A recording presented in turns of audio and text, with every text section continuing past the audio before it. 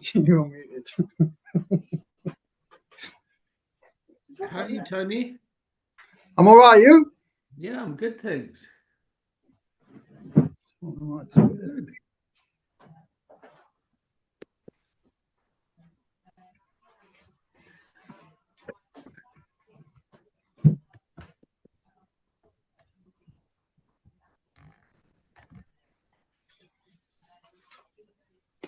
What's that? Hello, Mark. How's it, David? How are you? Good. You in the lounge? Yeah, I am. All the offices are occupied at the moment.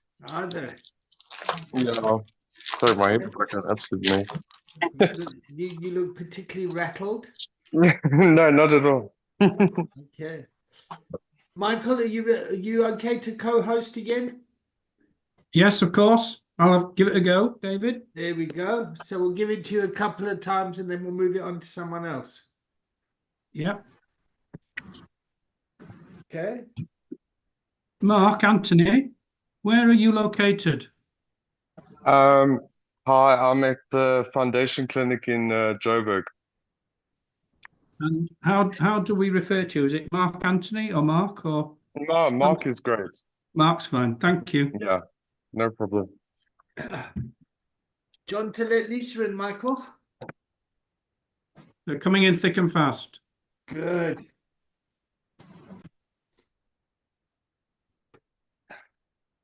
Hey, Lisa. Can you hear us? Connecting audio. Are you there? You're muted now. You just take some time to get dressed, why don't you? Yeah, we'll just put you on my socks. Ah, Tony! How you doing? Hello. Yo. What's going on? Nice to see you. Nice to see you too, sweet cheeks. You looking military now, Tony. That military haircut. He's had his haircut, didn't he? You said he hasn't had his haircut. I just asked He has. It's proper well short. Getting unruly, so I thought Yeah. I'd Christmas cut. A Christmas haircut. We won't need it cut now for the new year. You economising? Yeah. Get me money's worth. Good. You do look particularly sharp, Tony. I wouldn't like to fuck around with you. Doesn't know me very well. Timothy. Hi, David. How are everyone? I'm good. Where are you? Cape Town? Cape Town, yes. Okay. All right. So, Michael, find out where everyone is and then rename them so we know where they are. Do you know how to do that, Michael? I'm doing that now. Great stuff. Okay, while that's happening, morning, Yuri. You're looking clean shaven as well. Good morning, thank you. I am too clean shaven. Yes, Lisa, you're looking particularly well shaven. Who is your barber? I can't divulge such things. Oh, okay, good. All right. Okay, Mark, do you want to build the container? Sure. Hi, I'm Mark checking in, feeling grounded and grateful to be here and excited to find out what this is all about. And I will tag Lisa. Good morning, Mark. I'm Lisa. I'm in Kent, in the UK. Yeah, just building up the time, building up the hours. Apparently, I've got to do. Who are you tagging, Lisa? Let's tag Tony and Ella. Tony and Ella. We can't hear you, Ella. No, we've lost you. Hello? There we go. Hello. You hear me? Okay. Yeah, I'm feeling I don't know, I'm feeling tired, I think. But that's standard. And I'm excited and I'm ready for the day. That's me. I'm Tony, also in Kent. Yeah, I'm feeling pretty good today. I'm getting a new flat, so I'm just about to move. I'm quite excited about this fact. I will tag Yuri.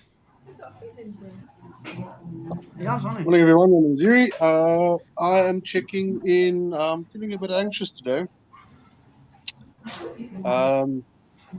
Haven't been in class for a while, and yeah, also excited to get back into it. And I will tag David. That's you, David, right? Thank you. Hi, everybody. My name is David. I am checking in with excitement, and I will tag Timothy. Evening. Thank you, David. Timothy checking in, feeling joyful and curious at the same time as well. I haven't been in this circle for some time. I'm glad to be here. I don't know who's too yet to go. Vicky.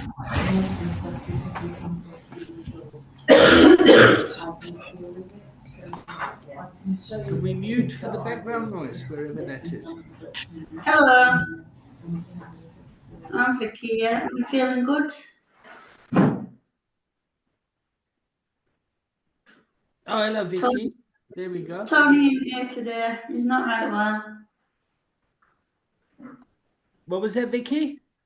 Tony isn't here today. He's not very well. Oh, Tony T. Okay, so you're Project 6, yes?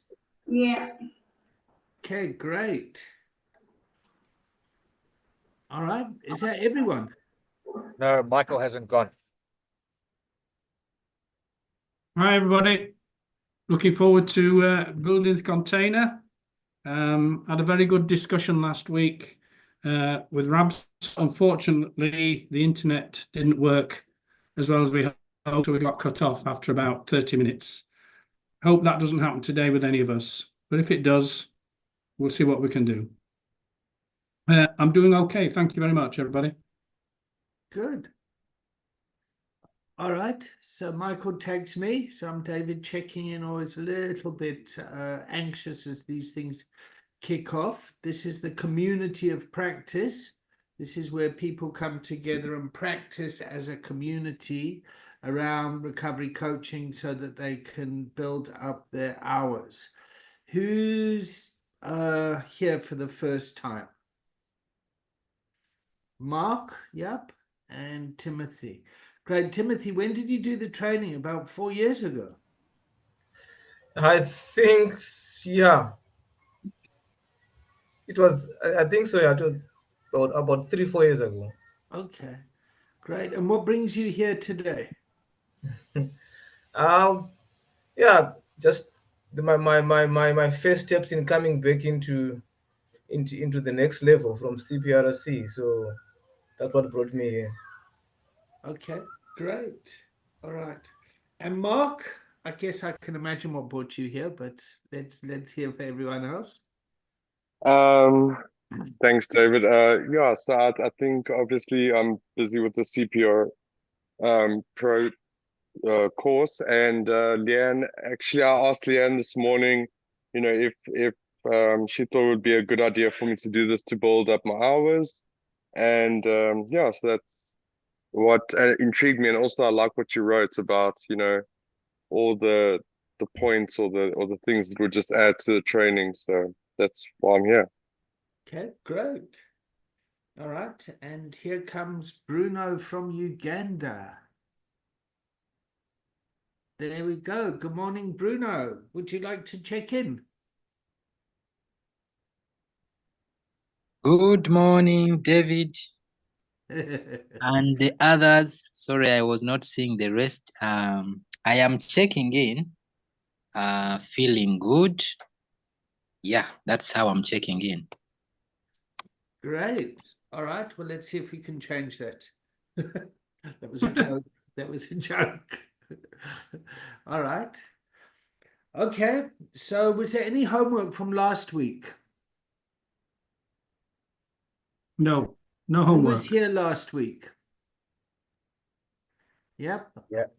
Okay. So you had, so what we do is we go for about an hour or so, and you break up into breakout rooms and then practice amongst yourselves.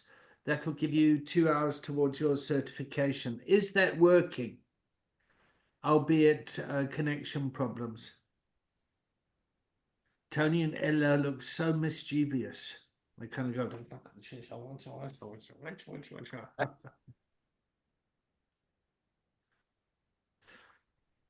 Okay, so let's see if this works. I'm just going to stick something in the chat. Okay, it's got too many characters. That's a pity. So that's not going to work.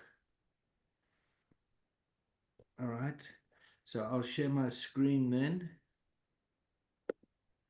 And what I wanted to talk about was the timeline that we have when it comes to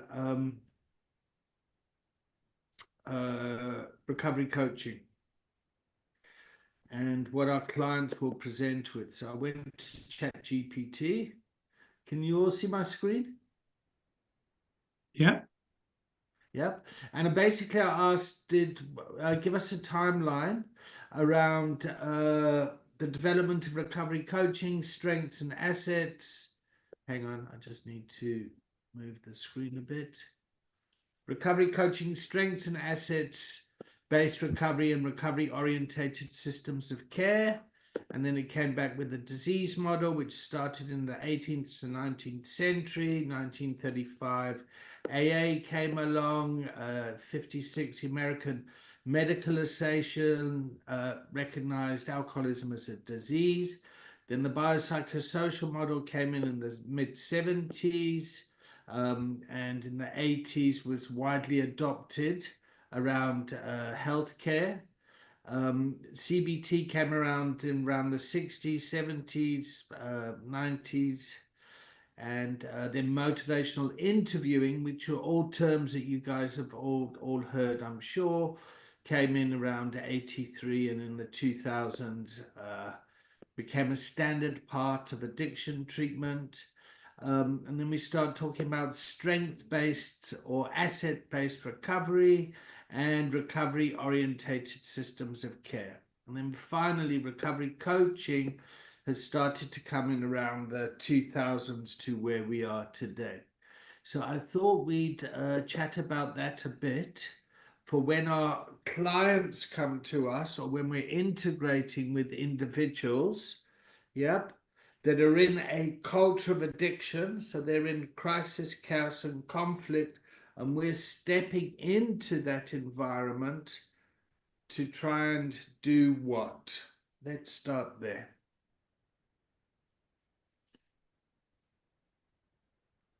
Because I got to admit, sometimes I wake up in the morning and think, what the fuck am I doing in this field? How did I get involved in this chaos? Amen.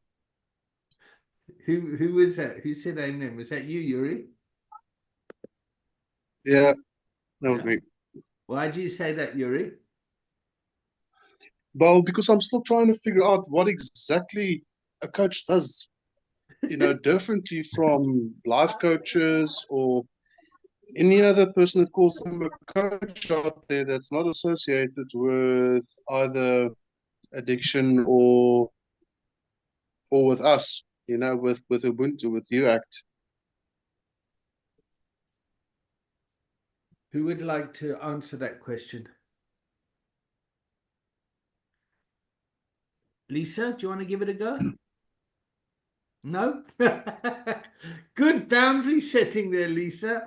No. So what does a recovery coach do? Michael, did you want to come in there? Well, if I look at the broader sense of coaching, coaching would be to develop skills that are inherent, possibly, within a person in order for them to achieve whatever it is they want to achieve, whether it be football, soccer, basketball. Recovery coaching, I think, is looking at how to draw out from an individual some of the coping and inherent skills that they have to resolve their own issues regarding recovery. So it's through questioning, creating the container, the environment, showing a keen interest through active listening to enable that person to progress. Is the short answer. I would support that. Yuri? Let me put it this way. I know what a recovery coach does, from reading it. We move a person from where they are now to a desired state to where they want to be. We facilitate and collaborate with them in conversation to, help them get unstuck. What I'm battling with is that knowing. It's being able to wake up in the morning and know exactly what it is that I, as a recovery coach, do. It's almost like it hasn't been internalized yet. And I think that just probably comes with repetition and reiteration and thinking about it, reflecting on it. Mark? So the way I see it is, it's basically when we contract with a client over a period where we're going to establish the continuum, which could either be the premature death to high well-being, or the use, the misuse, the abuse and dependence, or going from codependent to interdependent and then to independent. And it's when we, like I think Michael said, where we use active listening and asking questions without necessarily frapping with our client, but more guiding them. The client has to establish the agenda and the accountability and take the action. And we dance around with them in that space by guiding them.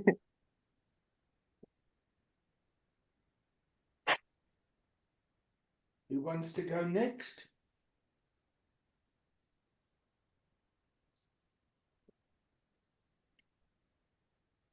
Lisa's leaving the room. She said, fuck this, I've had enough of this stuff, I'm out of here. David Wright, you want to say something? Yeah, I'll just add on to what Mark Anthony was saying. In terms of an agenda, what I've understood with respect to recovery-based coaching in the context of systemic wellness, we can have an agenda for a particular session, but there's also the series agenda. And so getting into helping our clients articulate their agenda in the realms of emotional, mental, physical, spiritual well-being is really important up front. So that's a part of it.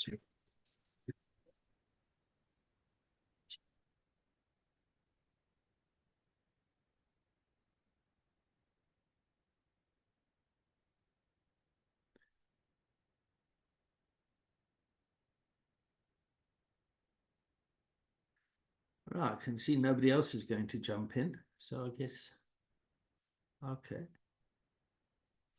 So for me, I would say that recovery coaching meets a client where they're at. Yep, that the client is well no matter where they're at. So you assume wellness in the individual, and that you create a sort of environment where you listen to the client to see what their recovery looks like for them. Yep, and which is quite a hard place to be when you've got the whole history of treatment and everything in the background being quite prescriptive of what someone should be doing in terms of what their recovery is. So, for example, harm reduction used to get quite a bad rap in the past from people that were doing complete abstinence-based treatment. Complete abstinence-based treatment is based in the disease model. Yep. And whereas harm reduction is based more in the biopsychosocial model. Now we're coming along and we don't have an opinion, or we can have an opinion on those models, but we keep it to ourselves and just kind of offer solutions to the client that they might want to take on. Does that make sense? Is there general consensus here? So Michael, Yes. you're a volunteer, and what's your typical client? A typical client would be someone who's gone through a rehab clinic, has had a course of treatment. After the course of treatment, then they are discharged, but they're discharged to nowhere in particular. So with Project 6, we would actually visit clients whilst in their final stages of their clinical access service, and then they would come along to us, where we would be maybe a bridge from there to where they want to be. So they would already have had, in the majority of cases, have had a course of treatment. There are also other people who might just drop in from time to time. So let me just understand. So you're a kind of a bolt-on service to people that have completed a treatment program. It could be seen as that. Yes, that's where we're aiming for now. Yeah. Okay. All right. And what is the philosophy or the ethos of the treatment facility? Of the one that they're coming from? Yeah.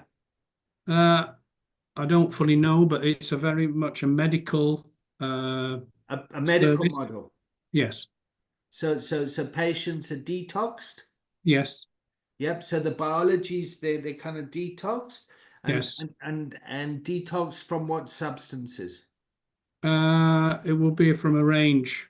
Okay. Of substances, alcohol, other. So legal substances and illicit substances. Correct. Great. Okay. And when you receive the client, or what word do you use?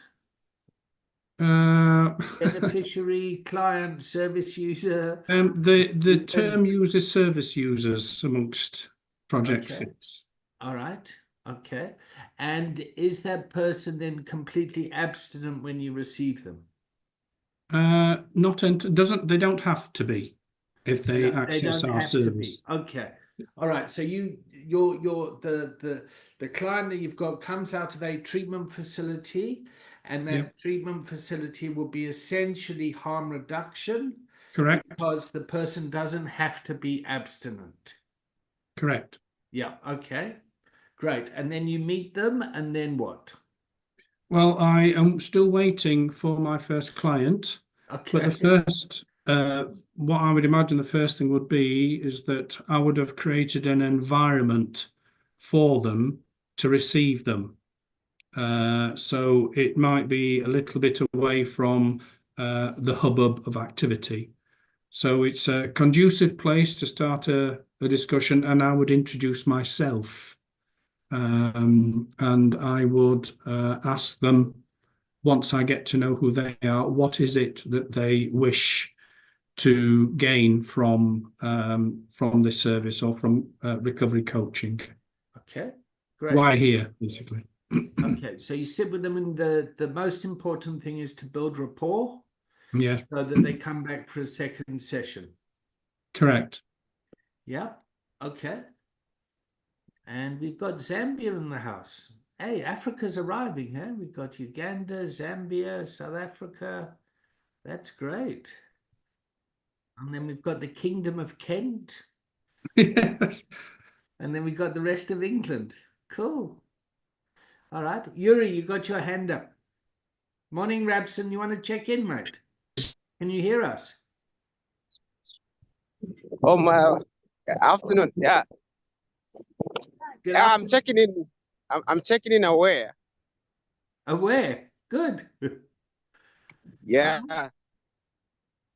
You know, I was just talking to one of the clients, and I was just happy with the container that I created because of the coaching skills I've been learning, and I loved it. So I'm happy about what I did. So I'm checking in aware. Okay, Sure. good. All right. So what we're teaching actually works. Oh, there we go. Oh yes, yes. Okay. I remember Nikki doing that to me, so I just did exactly what she did to me, and then the client he just kept calm, and of course I've left him in the good hands of a psychiatrist. Yeah, and I thought, oh, let me now go and do and attend the community of practice. So I'm really happy about about myself and what I've chosen to do. Okay. You look very happy. Great. So I'm taking in from Zambia, Africa to be specific, Lusaka. I can say Lusaka. Yeah. Okay. Wonderful. All right. Thanks, Ramson. Back to you, Michael.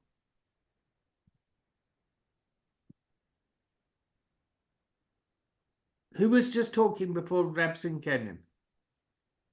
I've lost the concept. Was it you, Yuri? Yeah. Okay, come in, Yuri. Yeah, I just want to add, sure, I just want to add on a bit. I think when I say, I still need to internalize about what recovery coaching is that I think I struggle a lot with the contracting, what that exactly would look like. This morning I had a guy, a client that I up, and I know it's a small community here, and he was run. And as we were driving, going out of his driveway, he was, how long have you been doing so before? And, I've spotted, about a year and almost 2 months now. And then he was just like, a bit quiet, but I could see he was very contemplative. So I told him about, what I started doing, about the recovery coaching training that I'm doing. And immediately before I could explain, tell him exactly what it is, he told me what coaching is, what he thinks coaching is. Oh yeah, no, it's where you give your opinion to people, but some people just aren't ready to stop, their ways and their behavior. And I said, no, we're talking about completely different coaching here. This is recovery coaching. It's I don't really give my opinion. I don't advise you. I'm not here to fix you or rescue. And I don't project my own experience, because that was a thing that he mentioned, is that your experience might be different from others. And I said, yeah, that's why I don't project. What I'm there to do is I'm a thinking partner, and I help people to move from one place where they are currently at, and move them, help together with them, collaborate with them to move them where they want to be. And he just, at that point, we were stopped at our stop point, and he said, I see where you're going with this. Yeah, and that was actually the end of the conversation. So I hope I planted the seed well enough with this person. And yeah, but still, the contracting. I also have another opportunity of coaching someone who actually said, yes, I would like to be coached, but I just don't know how to contract properly. Okay. Is this paid coaching? No, I'm not certified. No, it's not paid coaching. It's she knows that I'm training and that I'm doing my hours. Okay. So that's a good part of the contract. Yeah. It's difficult because she's kind of like my colleague. So, so the boundaries might be a bit blurred. Yeah. Okay. Okay.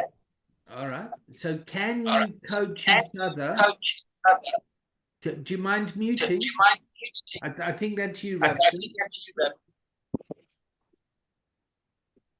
Come again? Do you mind muting, Rapson? Let's see if that works. Yep, okay. All right. So coaching within an organization, coaching amongst colleagues works very well as well. It's not necessarily recovery coaching, but you can still use coaching to kind of work together and to build an organization, to build teamwork. Yeah. Yeah, it's not really going to be that kind of coaching. Okay. She is the friend. It's a restaurant that I drive people around for sometimes, and it's become my haunt. So, I'll chill out there a lot, and they've started roping me into, also work as a barman or, do some stuff around there. She works there as a waitress. Okay. And when I told her about the coaching, she just went straight, said, yeah, listen, I take like 5 sleeping pills every night. Doesn't help me. Well done, mate. Well done. No, she says, I've been raped, so I've really had some. She's very upfront about it. Sounds desperate, huh? Yes, and I can see, even though we can't project or say, oh yeah, no, this person needs help, but I know what her colleagues are saying behind her back. Okay. I know that she's struggling at work. Okay. And that people are frustrated with her. Okay. I have this knowledge, and it's difficult. First of all, I'm not sure how to contract with her, and not for the boundaries to be blurred, because I can't bring that foreknowledge into it and say, listen, actually, your fellow waiters are quite frustrated with you because you're always goofed, or you're it's noticeable that you are out of it. Yes. Yeah. Okay. All right. So in this situation, what's the container suggest Yuri does? Can I come in? Yep. Go for it, David.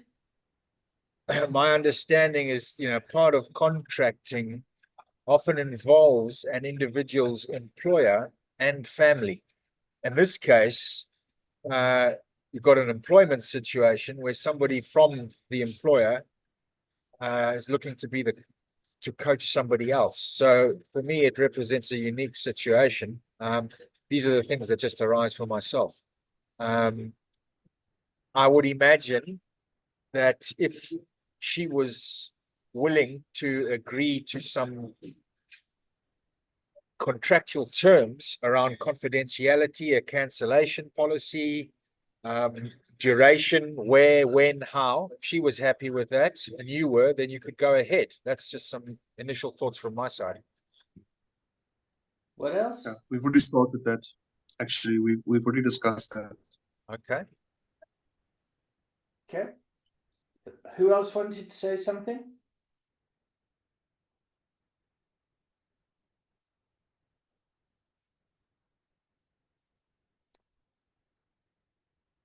All right. Well, let's go with the challenge. Yeah. Yes, go, Rapson. Can I go ahead? Yep. Sorry. Yes, go. Okay. Yeah, I think for me, that sounds like more. Of course, it's really a unique situation, but I think what will really help him is to of course, creating boundaries, because I think that's where so much value will be gotten from, in terms of the boundaries that we'll be able to create around that scenario. Okay. So I would say that this is a fantastic problem. Yep. or a typical problem. Yeah, you've got somebody that's kind of in the workplace environment that's struggling, that wants to get help. Yeah. That their work is impacting the colleagues are frustrated with it, the boundaries are very blurred, and Yuri, you find yourself there kind of being a barman, a chaperone for people in the restaurant, and the on-site quasi counselor. So And she has thought for me. and she wants to fuck you. Yeah.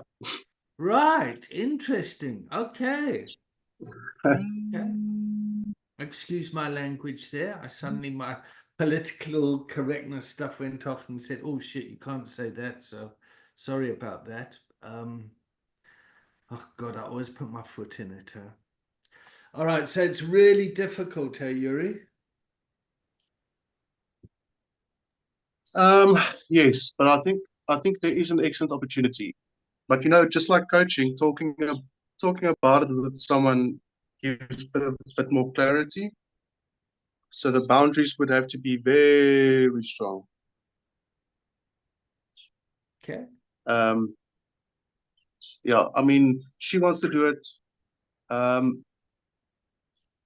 employer / friend, which is why she's employed, because it's her friend, the owner of the restaurant, said she's worried about her. So the owner's employing her friend. Her friend's got the hots for you. Your role in the organization's not that clear.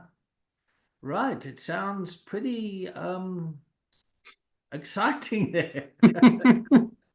That's one way of putting it, David. Very diplomatic. Well. I mean, this is you starting to come to realize around the complexities of the system. Timothy, you got your hand up. Yeah, David. Yes, I've listening to Yuri speaking. What I'm hearing is she wants this and she likes this. So far I haven't heard what Yuri is wanting from that, and what is it that he wants to get from that, and probably what are his values, so that his values can guide him in how he is going to contract, to make this contract. All I'm hearing is the other party, and not looking after himself as the coach. What does he want, and what is he looking forward to, and what is he looking to get out of it? Good question, Timothy. Well done. Yuri, you're in the fire, mate. Answer that. Well done, Timothy. That's fantastic. No, that's an excellent question. I think I have a bit of a hero syndrome, nice guy syndrome, but it pains me to see that there's someone who's struggling, and I've known them for a few months now, and no help is coming. And she threw out a line, asking for help, basically. I can't if I'm able to do it, to assist her, to collaborate with her, to get herself to see exactly where she is and where she wants to go, I can't not try. We can tell you're talking there, Tony, especially when you go like this. So Yuri, what are your like, you've come here and you said you're still not sure what coaching is. Yeah, that was your initial question, and you've spoken about this environment where all the different roles are really, really challenged. Yeah, and Timothy's question was very insightful. Like, what is it that you need, Yuri? Where do you want to be with this? Are you looking for a partner? Are you looking for a coach to practice with? Are you looking for a work colleague? Are you looking for... I'd be very cautious. That was a frap. Michael? Hi. Just a couple of things. It is a very complex case, this. And I'm thinking that, first of all, if she is taking sleeping tablets, 5 a night, then if she hasn't already been, to be signposted to the medical profession, because there might be an underlying cause for that, for taking those sleeping pills. The other point is that if she's in a job of work, then the employer will have certain expectations. The job needs to be done. So maybe somebody needs to have a conversation as to, this is what the job entails, and why aren't you doing it? Is there any way in which we can help you be better? I mean, they're not dealing with the recovery if she is indeed seeking recovery, but it's trying to address maybe a couple of areas that tend to complicate the issue.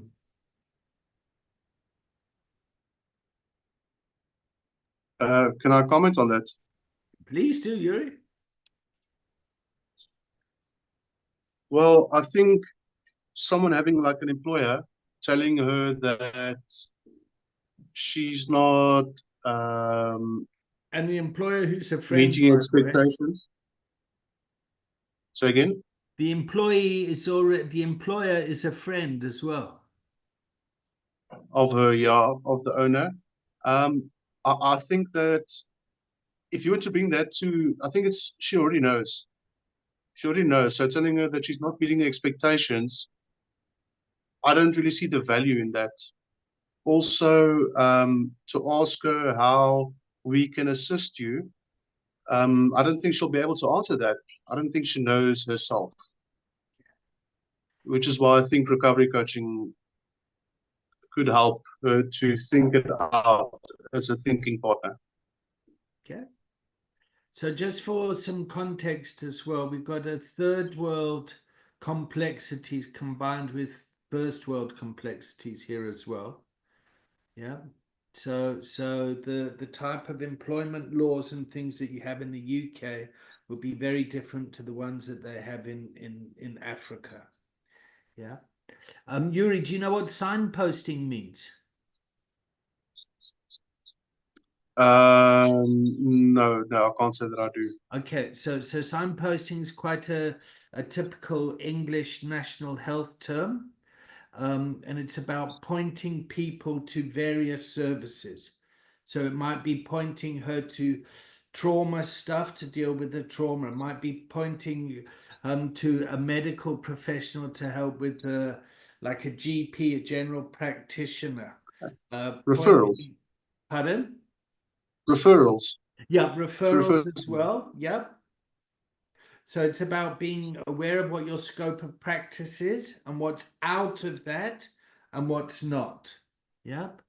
And if the first world was to come here and they were to do a risk assessment, they'd have lots to write about. So risk assessment is where you come in and you assess the risk of this situation. Now, it's a real luxury in the first world. Yep. And in Africa, it's like, was it Africa? Like, we got to make a plan here. Okay. And Yuri, I just want to really thank you for bringing this case here. It's wonderful. How are you feeling personally, Yuri? Well, now I feel uncertain. Pardon? I don't want to be. I said I feel uncertain. I don't want to be thick-headed or obstinate. Yeah, I'm not. I hear people are saying proceed with caution. So I shall do that. I think what I want is, and I might just use Nikki for this, if she has the space, is someone that I can, as a mentor, to talk me through it as well. Someone who I can give feedback to and say, listen, this is what's happened. And I need that soundboard, that feedback from an experienced individual. So yeah, I'll employ that, do that. And this is ideally what a community of practice is about. This is that environment for that. So I would really not want for you to feel shamed about this. I think this is a brilliant case that you're bringing that brings a whole lot of wisdom to us, and really want to support you, Yuri, the coach, in this. Yep. So getting clear about contracting, what your role is and what it isn't, and the enmeshment of all the different roles would certainly help you get some clarity. Yeah. So one, you're doing this as training hours. Yeah. So whoever the person is, yep. Okay, so I'm happy to coach you for 6 hours or something, and this is what the role is. Personally, yep, I wouldn't touch this, because you've already established the relationships that are a bit kind of enmeshed already. Yeah. I think you're going to get set up in a way that's going to bite you. So to give you an example, I'll be called into a bank, yeah, where they've got a problem employee, and they say, please coach this person because they're being difficult in the workplace.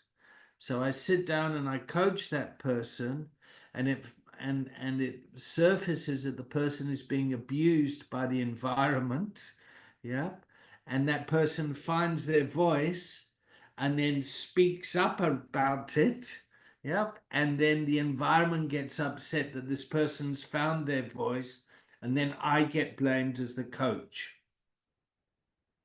It's like when families bring a patient to the rehab, yep, the person's using because their family environment, they get sober in the rehab, they find their voice, and then they start standing up against, say, their parents, yep, or holding the father accountable for his behavior. Then the father gets really angry about it, is unable to deal with it, and then blames us as a treatment center, saying that we're a cult and we've corrupted their child. Yeah. So these are the type of environments where we're going to be under attack from. And that's why it's really important to have a team around us, a team of your peers. If I heard Rabson correctly, he just coached someone and then handed that person over to a psychiatrist. Is that what you said, Rabson?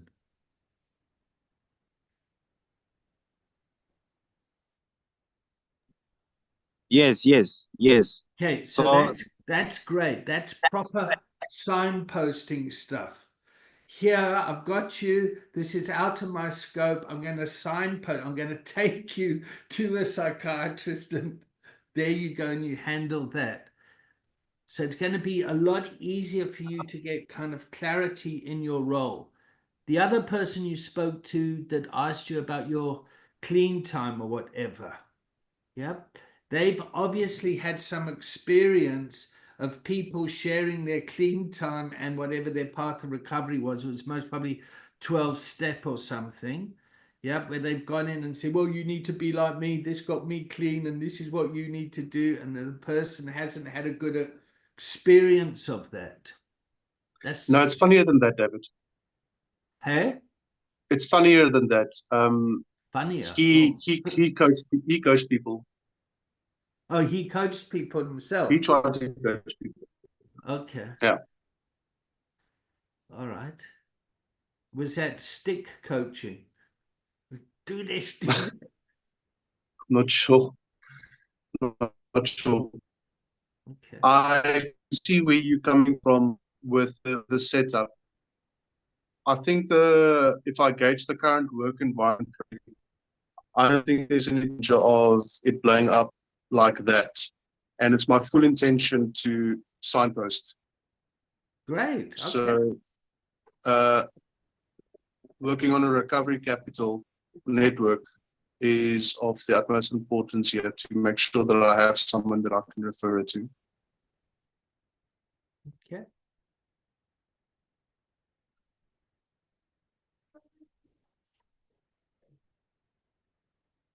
All right, so let's just whip around the room and see what we've learned today. This has been great, Yuri. Personally, I feel a bit edgy because I'd like things to kind of be like kind of smooth, but it's like a real like, oh, this is complex. Michael, you go first, and then you tag something. First of all, I'd like to thank Yuri for the honesty that he's brought to the container. We talk about honesty in recovery coaching as part of the training, so I thank you for that, Yuri. It's presented, some quite complex issues that I could imagine that all recovery coaches at some stage may come across. And David's point about not being set up is very valid for me, in that, firstly, I need to revisit what coaching means to me after looking at the training materials and really give it careful thought as I begin coaching. So it's a very interesting case. I wish you luck with it, Yuri. And thank you. Thank you.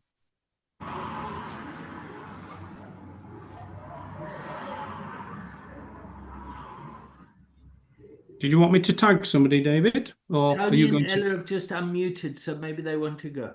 Yeah, okay. Yeah, I was gonna. It sort of just pointed out how sort of complex it can become. So, obviously, every situation is going to be different. So you've got to be quite fluid. But yeah, I suppose like instating the sort of boundaries from the word go, getting that contract in place, really important with, especially in that situation, like a work colleague, somebody who like, do you know what I mean? There's so many different things going on there. Well, yeah, it's made me sort of think about some of the stuff I do outside of work. So like trying to get that contract in place sooner rather than later. And so just laying out what I'm there for and what I can do for this person. But yeah, really interesting. It's been good listening. Tag you all. Yeah, I kind of feel learned that it's quite can be quite conflicting sometimes. I think there's a lot of people that kind of come up to me and kind of ask me to kind of help them, like family members and stuff like that as well. And I'm just I don't really want to obviously I help them in a way that I can, but it's quite difficult to kind of be that person because there's too much of a you're too close to that person, too much emotion attached to it and stuff like that. And I think this situation sounds almost like she's bringing her chaos to you. And obviously we're working with chaotic clients and service users and stuff, and we have to meet them where their needs are, but it kind of shows to me that you kind of need to protect your boundaries and kind of know where you stand yourself before you can help someone else. So yeah, that's kind of what I took, that boundaries are very important in this kind of environment that we're working. I tag David. Oh, where's he gone? Oh, there. That's me. Yeah. Thanks so much.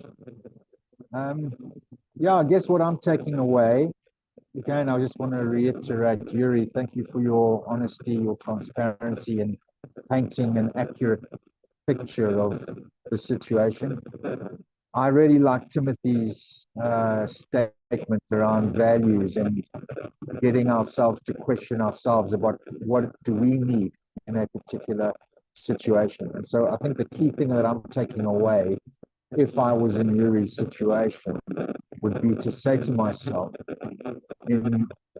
with respect to my own progress in this particular field of coaching, recovery coaching, is who is my client? Who's my client? Yeah, if I even want to proceed with this, trying to understand whether any of the people that have been mentioned are actually my client or is it somebody else. So yeah, that's what I'm taking away. And I will tag Rabson.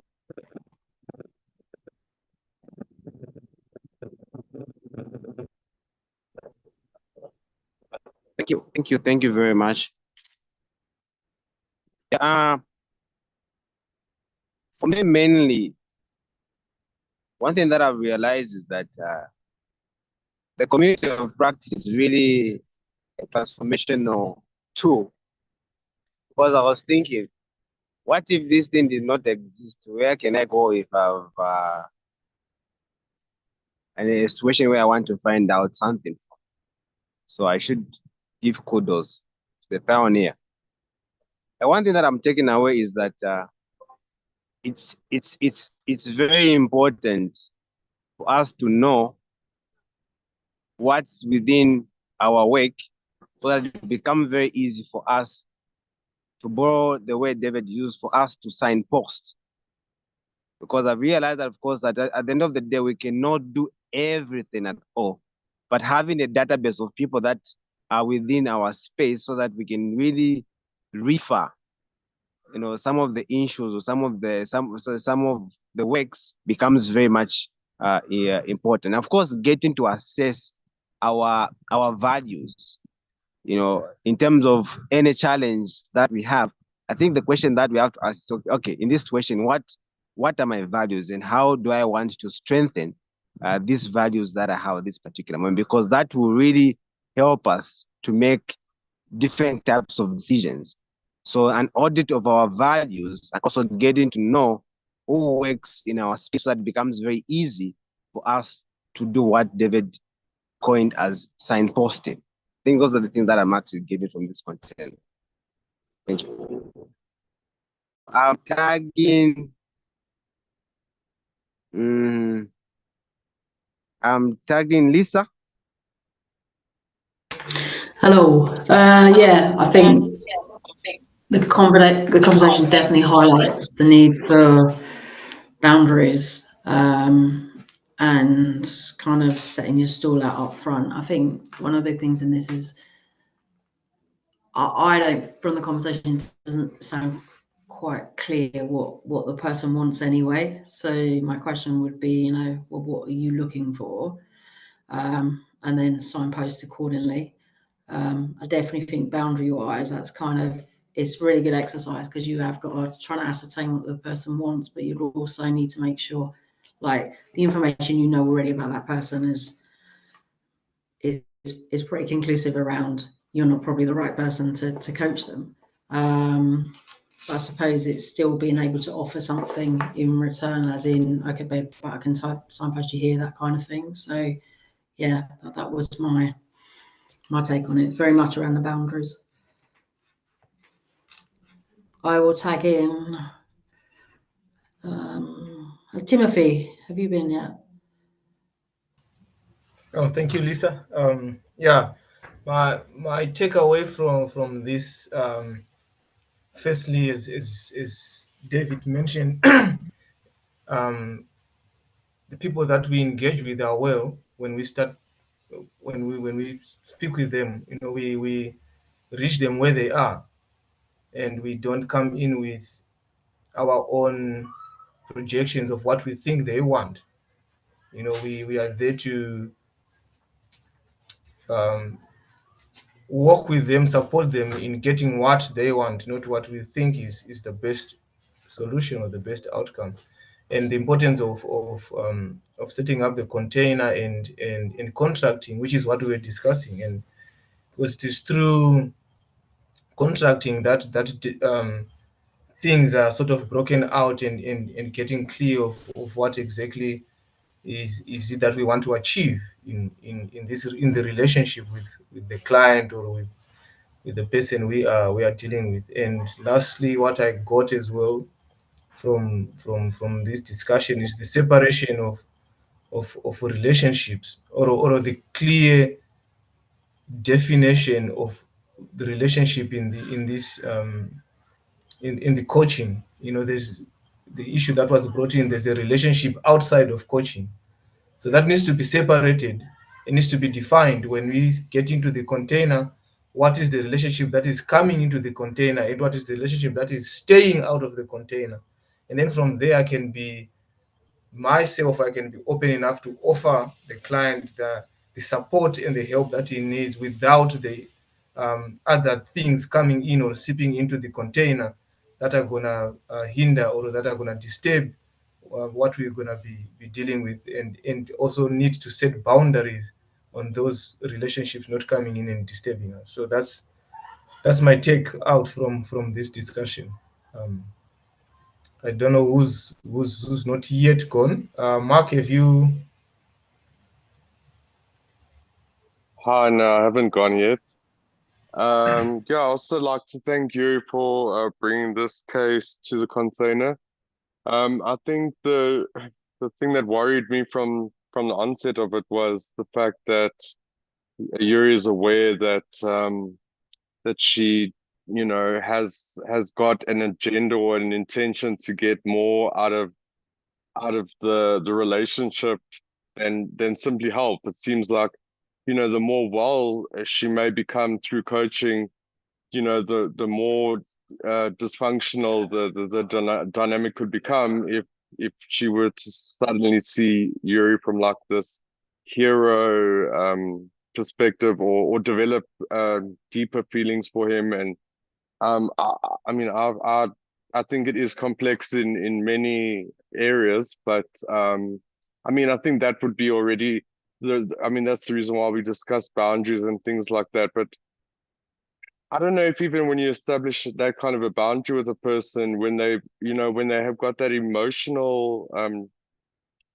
when it comes down to the emotional side of things, I mean, what if she doesn't necessarily stick to the boundaries and it just becomes messy from there? So yeah, I took a lot from it. So I think I also just thought a lot about in recovery when we have sort of a 12-step program, they don't advise you know, men sponsoring women because there's that risk of it. But I think, yeah, from the onset, she seems to have that agenda already, and I don't even know if she knows what she wants from with regards to contracting agenda, besides, yeah, messy, complex things. So yeah, I took a lot from the case, but also at the same time, I have no idea what I would how I would handle it.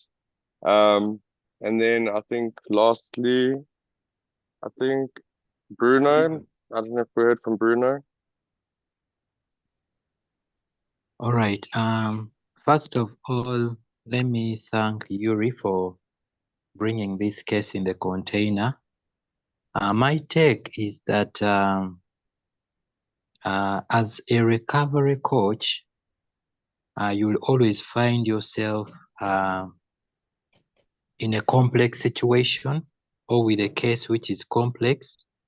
And so you'll need to reach out to another coach or to a community of coaches to get advice and guidance. So the case Yuri has found himself in is not the first and is not the last, meaning all coaches encounter complex situations, and there is always need to stay in the community of coaches so that where you find that you can't figure out how to do with the situation, you can reach out to other coaches and get their advice, get their word. Yeah, that's what I've learned from the whole of this situation. And I want to tag someone. There is someone who is using a Samsung. I'm tagging you. Samsung SM. No, they've gone, Bruno. Oh, that was David. Okay. Yeah. So two things I want to say. First of all, Yuri, there's the code of ethics that are there have you been through them? Have you signed them? That might give you some guidance and support you in what the agreement is that you're making. And then secondly, I want to apologize again for my language. At a time was can be inappropriate at times. Yep. And it's not my best when I slip like that. Okay, So, I don't mind, but hey, so I didn't mind. I can't speak for anyone else, but I'm fine with it. yeah. But it's I mean, personally, it's like I feel a sense of shame around it, so that's not ideal for me. Yeah. I need to up my game in that area. So right, let's break up into breakout rooms now. So Tony and Ella, it's going to make sense for you two to coach each other. And then is everyone able to stick around for the next hour, half an hour, do some coaching? Yeah. All right. I'm ready for that. Sorry, David. Who's saying sorry? Yes, it's Yuri again. I might have to dash off to get a client. All right. Can you do half an hour? They asked me to be there in like 15 minutes. So no, unfortunately not. Okay. Apologies for that. All right. I also can do 30 minutes. Okay, so Timothy, you go with Lisa, because Lisa can do half an hour. Yep, and then we'll just go magic mix with the other rooms. Tony and Ella, would you like to check out? Wow. I check out feeling inspired. Good. I'll check out feeling very happy. Okay, great stuff. Thank you both. We'll see you next week. Bye. Bye. Have a nice week. Right, so let me excuse me while I just move this. So I'm going to put Bruno with Michael. Yep. And then Mark Anthony, I'll put with Yuri. You'll have to do. Oh, wait, David, right? Have you coached with Rabson before? No. No. All right. So I'll put Yuri with Mark. So it's Bruno and Michael, Yuri and Mark, Rabson and Samsung, and Lisa and Timothy. All right, everyone. I'll be sitting here. I'll be hanging up my laundry. If you get kicked out or something, you'll come back to the main room. But yeah. What about Mark? Has Mark got a partner? Mark's got someone. All Okay. right. See you. Yeah, sorry, David. Perhaps I wasn't clear. I said that I need to pick up a client in 15 minutes, so I won't be able to. Oh, you can't even do 15 minutes of coaching? No, I have to pick them up in 15 minutes. Oh, okay, cool. All right, well, that's a fuck up. All right, so Mark, you get to go and coach someone in the house or something. Yeah. Sorry. No problem. All right, everyone, join your rooms.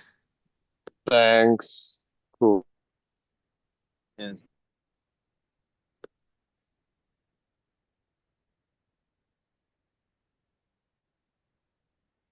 Yuri?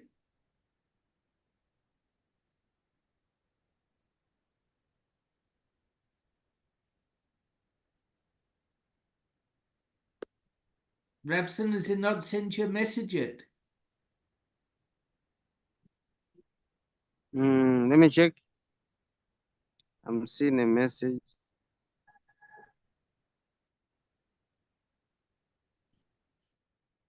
There we go. Sorry, Hello, Mark. okay. Sorry, I went out of it. I'll go and coach someone in the house now. That's fine. How are you doing? I'm very well, thanks. And yourself, David? Yeah, I'm all right. It's just my hair's an absolute mess today. We didn't have any hot water in the morning. Oh, why not? No, I think the geezer's on a timer, so we have to get George up in the mornings to sit and I don't know what he does with the timer. So yeah, I don't know what's happening at the geezers at the moment. There's like problems in the one side, the other side. They had plumbers come out, but now we have like a geyser on a timer or something like that. I don't know. Yeah, life's It's hard. like, yeah, but I think that's the least of that's the manageable thing, so it's fine.